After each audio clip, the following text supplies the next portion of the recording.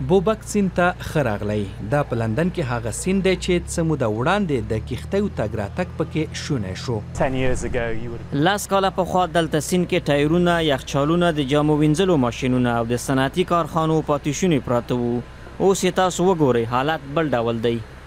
د دې سیند د پاکولو یوه موخه دا وه چې مارغان ورته راشي. په څو ځایونو کې دغسې ګیاګانې د سیند په غاړو کرلي چې زموږ د پارک ژوي ورته راشي. اوس موږ دلته د مارغانو بېلابېل ډولونه او حیوانات وینو چې دا یوه ښه نښه ده. لندن کې له اولمپیک لوبو د مخه دا سیمه داسې ښکارېده.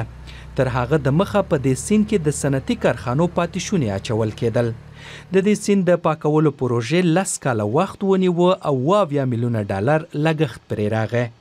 خو اوس تاسو کولی شئ چې د اولمپیک لوبغالي په شاوخوا کې په دې سیند کې د کښتۍ په وسیله وګرځئ. ریموند لاینز له تیر 1 کال راهیسې دلته په خپلې کښتۍ کې ژوند کوي. نوموړی له دې بدلون نه خوښ دی. پر سیند اوسېدل مو خوښیږي ځکه مو دلته له اولمپیک پارک سره خپله کښتۍ درولې.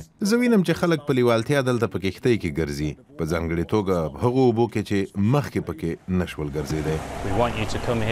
موږ غواړو چې تاسو دلته راشئ او پر سیند وګرځئ. غواړو تاسو دلته وحشي ژوند وستایئ او د لندن لوبغالي له منظرو خوند واخلئ. همداسې هم ده. اوس کښتۍ لرونکي او سیلانیان په لندن کې له دې سیند نه چې له کثافاتو او صنعتي پاتې شونو پاک شوی خوند اخلي.